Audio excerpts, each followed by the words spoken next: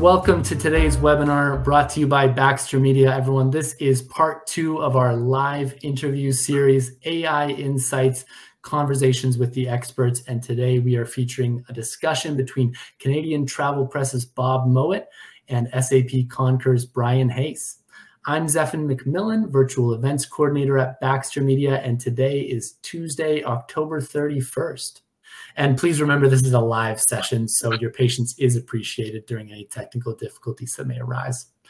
And without further ado, I'm going to hand things over to Bob Mowat to introduce our speaker today. So Bob, feel free to take it away. Thanks, Zephan, and happy Halloween to everybody that's tuning in today to AI Insights, Conversations with the Experts. In the second part of this series of interview sessions focusing on artificial intelligence in the travel and tourism industry, I'll be chatting with Brian Hace, Head of Travel Products and TMC Services at SAP Concur. Brian has been in the travel industry for almost 20 years. During this time, he's held various leadership roles in product management, strategy, and marketing, working to simplify an industry that tends to be overly complicated. I'd say that's probably one of the biggest understatements I've ever heard, but it's a good one. He joined SAP Concur in 2013 and focused on outlining the TMC product strategy, integrating TMCs more tightly across SAP Concur's products, and developing TMC's support for TripLink. Prior to joining SAP Concur, Brian held a number of positions at Carlson Wagon Lee Travel, supporting strategy, marketing, and products. He has a mechanical engineering degree from NDSU and an MBA from the University of St. Thomas. Welcome, Brian. Thank you for joining us today. Hey, Bob. Thanks for having me.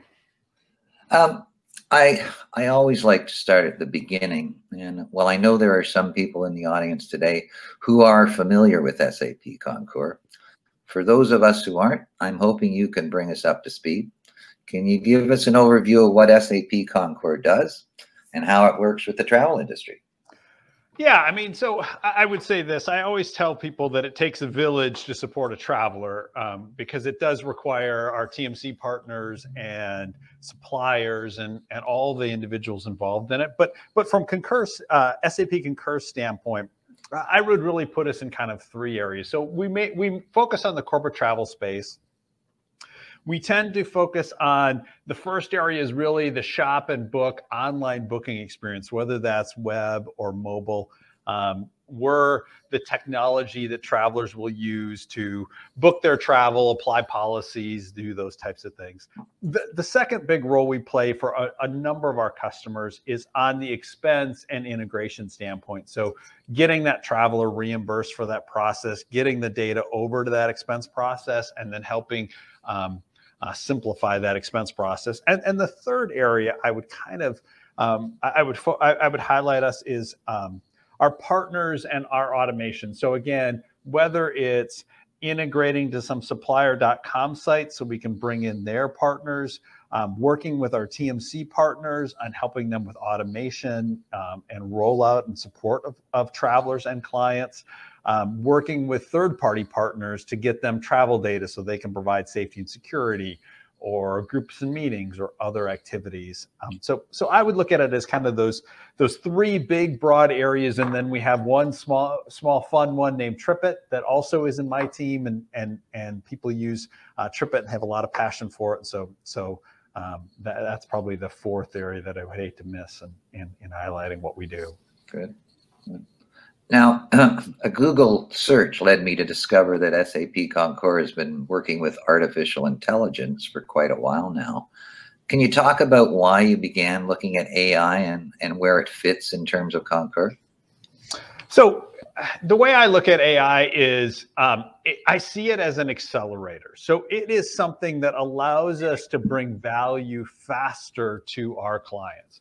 And so whether that's creating a new experience, whether that's analyzing large sets of disconnected data to help a traveler or a client solve a problem, I view it as an enabler.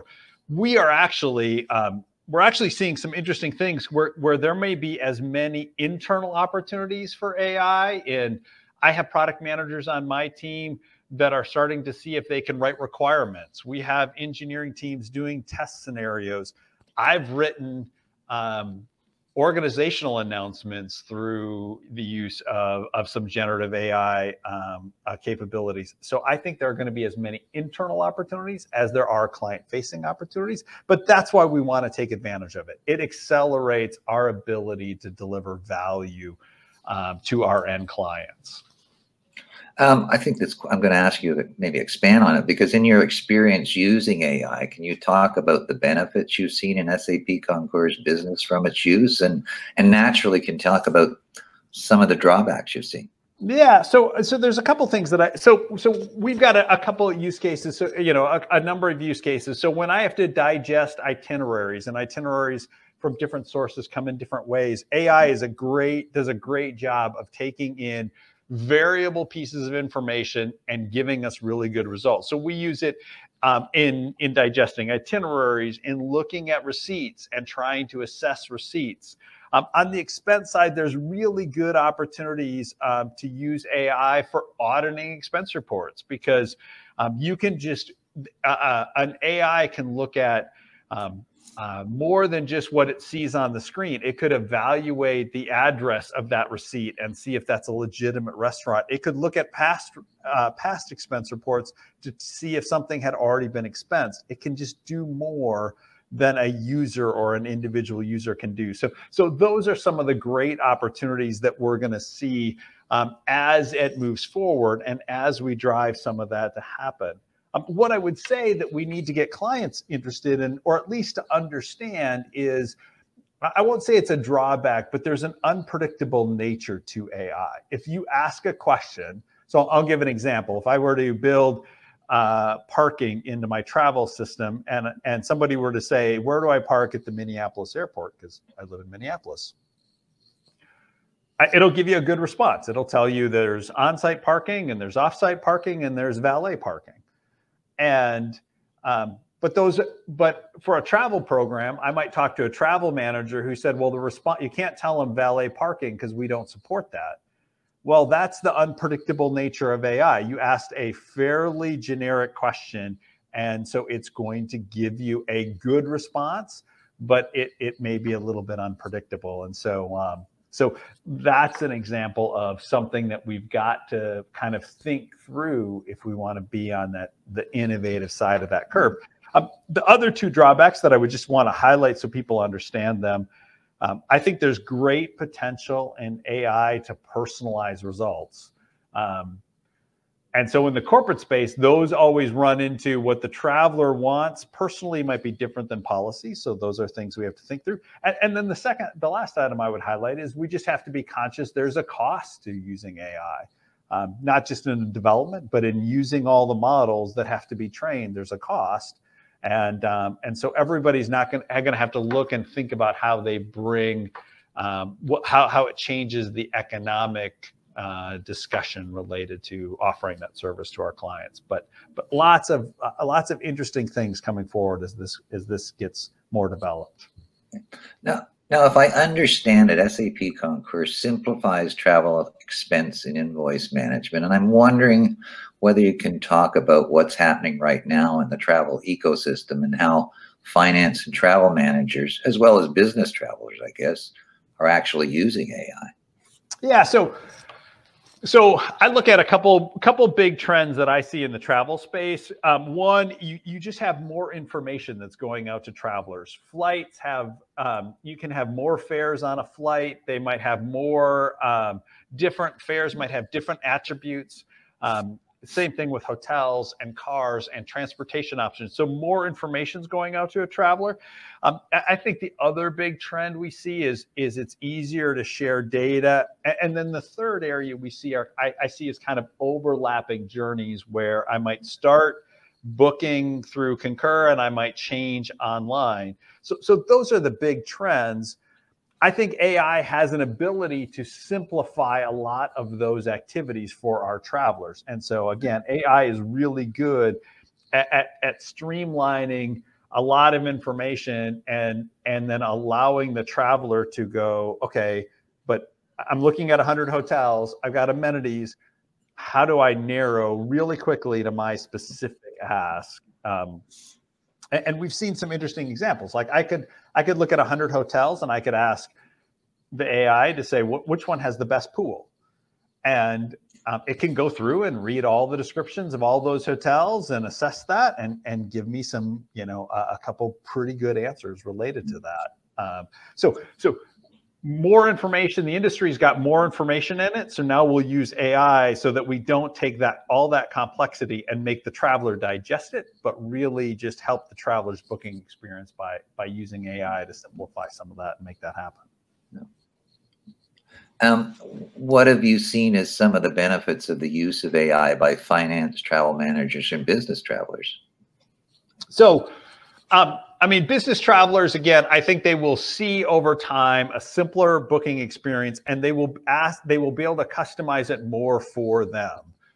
So we had a little internal AI, something that somebody built as part of a hackathon where, again, you could look at a hotel result and just say, tell me something interesting about each one of these hotels. And it can instantly digest that. The other answer would be reading property descriptions of each of those hotels. So as a user, I can create my own experience.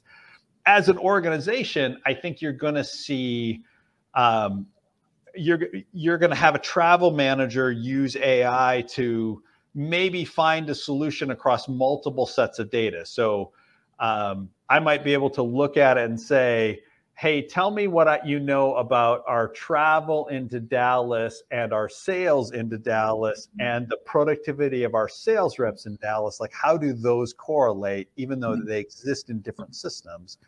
I think that's where finance and travel managers will be able to take complex questions and then get directionally correct. And I'll say it as directionally correct answers that will help them make better decisions as they kind of adjust and move their program forward. All right, full and open disclosure. I'm a little bit vague on machine learning. I mean, it's certainly a term that's widely used, but it would be helpful if you could explain it and give us some idea of the AI and machine learning capabilities that you see within the travel process. So machine learning's been around a lot, and we're in the travel industry. I think it's interesting because everybody jumps on the latest buzzword and then uses it. But it's an interesting question. So the way I look at machine learning versus AI, and I'm not sure I'm even right, but I'll just give you my perspective. I see machine learning as kind of a subset of AI. So when I look at machine learning, I look at machine learning is very good at taking a set of pieces of information, putting them into some smart thing in the middle, and getting a discrete answer. So the example I would use is recommending a hotel. If my goal is to recommend a hotel to a traveler, I can take past travel behavior, loyalty preference, availability. These are all known attributes. And I can say, take these attributes and then recommend at a hotel. Machine learning does a really good job of that. If you then AI takes it to be more broad and more flexible. You might ask a wider question, like, what's the best week to travel to Dallas in the month of November? And that might have a lot more attributes associated to it. And that way it's not as discrete and simple. It's more flexible in handling and bringing in more information into the conversation. And so we use machine learning to make very discrete, very fast actions. It's part of our AI strategy. But then we're looking at AI and even generative AI to say, how can we provide a broader result set or a broader perspective out to the traveler when we might not know the exact question that they're trying to ask. Now, I know that there are some new booking tools arriving on the scene today. What are some of the elements of those new booking tools? And if you're willing, can you offer some insights on what's on the horizon for the future? Yeah, I mean, so we always have new entrants into the market, whether they enter at a global space or they enter at a regional space. I think that's all good. It keeps us interesting. I think the definition of a booking tool is going to change. Some partners or people are in the market only as a conversational booking engine, not a traditional booking engine. So we're going to kind of see how that evolves.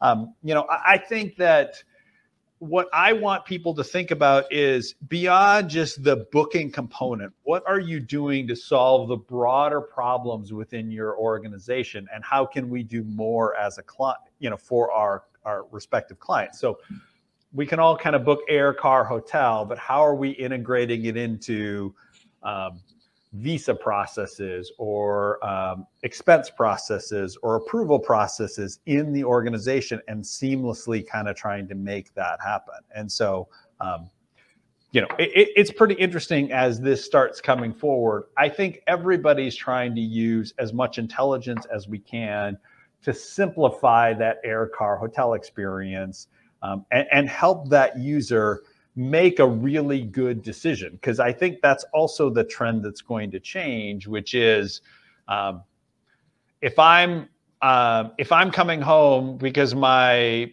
kids have a recital on Friday, then taking the 2 o'clock and landing at 4 o'clock is much more important, even if it's out of policy. And how do you start bringing some of that context into that decision so companies can also support some of that?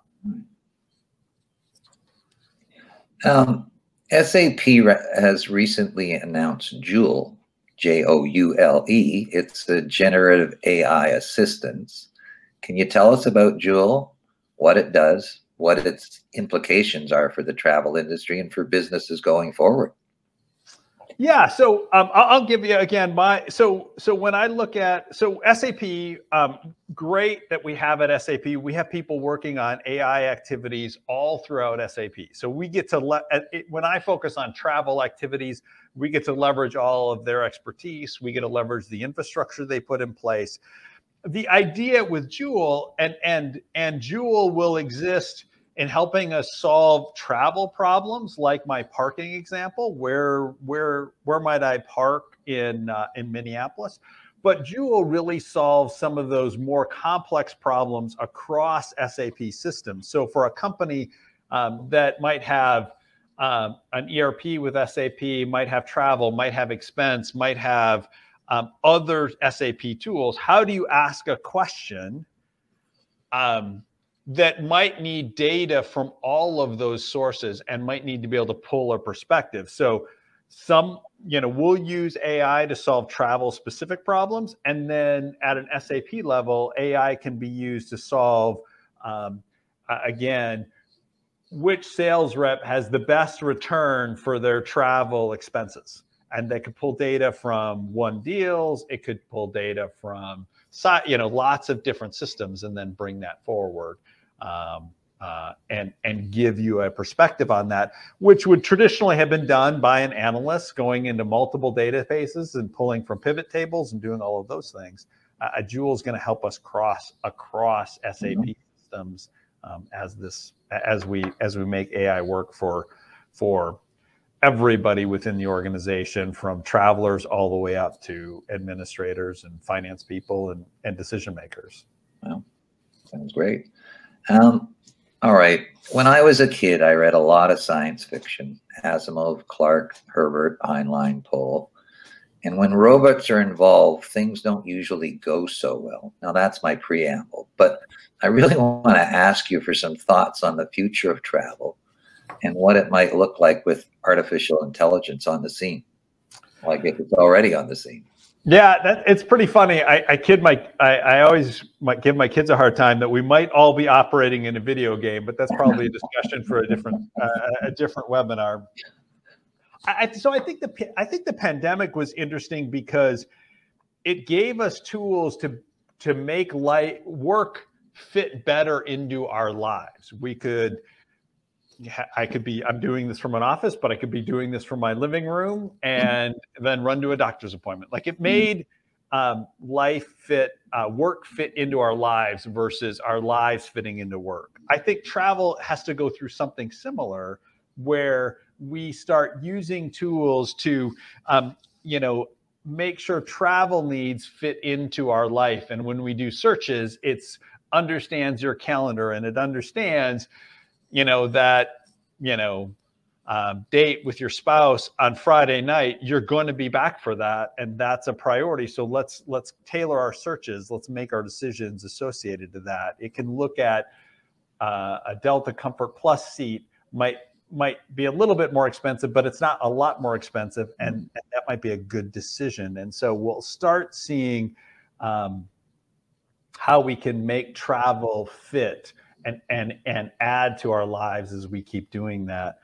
And make the while traveling experience just a whole lot better, because I'll be able to tell you, hey, right next to your hotel is this thing that you might be really interested in as that moves forward. And so I think AI has the potential to just make travel fit better, be better, and fit better as we kind of move, as we keep moving forward and managing through that.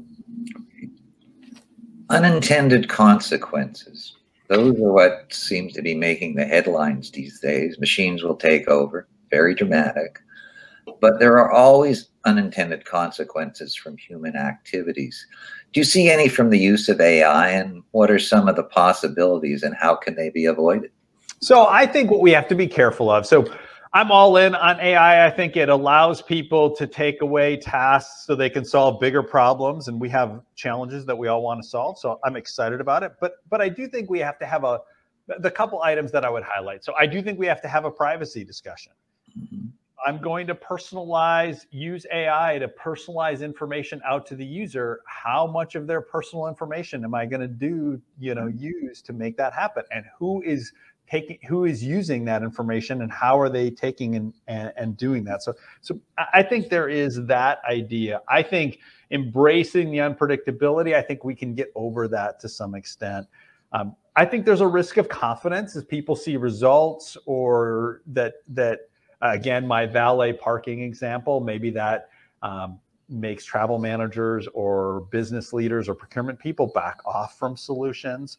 And then the last item I would say is there is a marketing side of AI where we're going to see lots of people that have an AI solution that might not actually solve the underlying business problem. And so I think we'll always be challenging what's the problem we're trying to solve, rather than just decide AI is a hammer, now let's go find the nail. Like, what are we actually trying to do there? But of all of those, I think privacy is probably the one that we all have to be smart about as we think about these solutions as it goes forward. Well, I'm up to my last question here, and I know I've asked you a lot of questions, and I'm pretty sure that I've never asked all the right ones. So is there a question that I didn't ask that I should have asked? And if there is, what's the question? And naturally, what's the answer? Yeah, so I think the question, the way I would highlight this is more to say, if people were to say, well, what should I do next? So I'll give a couple insights that I do. So again, try to use it. Like, it is amazing if you go on to ChatGPT and you ask it questions, or you feed it information and say, I need to do an org announcement to this type of organization communicating this piece of information, and see what it comes back with. It's surprising how helpful it is. The second item I would argue, or I would highlight to people, is embrace that we're getting to a world where is the answer directionally correct? Like, is this a reasonable response for a traveler to help them move that through? And then the third item I would do is, and I have a favorite one of these examples, but look at some other industries and see what they're doing. And I'll highlight, there's a great TED Talk out there that I watched, and I thought this was amazing, but it was from the CEO of Khan Academy, and they were talking about how AI is helping tutor kids. So we all worry that AI is going to write everybody's paper and nobody's going to be very smart. And they built a little bot that he explained. So I deserve nothing outside of I watched the TED Talk, but it allows you, the AI will write a story. So his 4-year-old starts the story, a bear went into the woods, and then the AI writes the next line of the story. And then the child writes the next line of the story. Yes. And I think that is brilliant to just engage a 4, 5, 6-year-old into writing. And you can, as anybody who's been a parent, and my children weren't, you know, my wife took, it's all credit for that, but that's a good example of how can we really make something different, and just create a really good experience. So there's great information out there. I love that TED Talk because it gave me a different industry thinking entirely different, and pushes me to try to go, let's get more creative here on what we can do. Well, thank you, Brian. That's great. I mean, you've, I think, pushed people to think a little more creatively today, and I'm hoping that there are some questions, and I'll turn that back to Stefan if there's anyone with questions out there. So there's a question around, it looks like, do you see any examples of how travel and tourism boards are effectively using AI tools? So I would, so I'm not as much on the leisure side. I was when I was at CWT. I ran the leisure business. I think I might have some friends on this call, but so I'm not as close to it today. But I think I'll give an example, because my wife and I were planning a trip last night. And my wife loves Kauai, and the question I want to be able to ask is, what's the best month to travel to Kauai? And I want it to be smart enough to know availability and rainy season, and the fact that my wife has to leave Minnesota in the winter or she'll go crazy. You know, like, I want it to be smart enough to think through those and balance, take a complex decision and then balance that decision and say, oh, based on your needs, here's what's going to be the best opportunity for you based on those things. I think the same thing's going to be, I go once a month to Dallas, Texas, because I have a large team there. I don't know which is the best month. Maybe there's a conference, maybe there's higher airfare. Like, those are going to be questions we can ask an AI and get a good response as it moves forward. So, so not as much my area of expertise, but I do think there's going to be some good opportunity there. I see one more question here. I mean, if you, Brian, do you have time for this question? How is Sure. travel impacted? How is travel impacted with the current world situations? So external events, maybe you could touch base on that. Yeah, I mean, not as much AI related, but clearly we're all looking at some of the events that are happening throughout the world with equal concern. It did have us all look at saying, okay, how are we looking at our travelers? Where are our travelers, our collective travelers going? So that is a risk. Corporate travel wise, corporate travel's always kind of tracked whether people are positive or neutral to the economy, and so it's been coming back from the pandemic, but we continue to see it growing. But I think those events kind of give people just a little bit of pause as they start planning corporate travel budgets and some of those things. And so, you know, just like it probably hurts stock market and hiring and some of those things, that's kind of how we see travel following. Excellent. Thank you. A little bonus question for you there, folks. So, Bob, any closing comments? Just thanks again, Brian. Much appreciated. And everybody that attended today, thanks for attending. Thanks, everyone.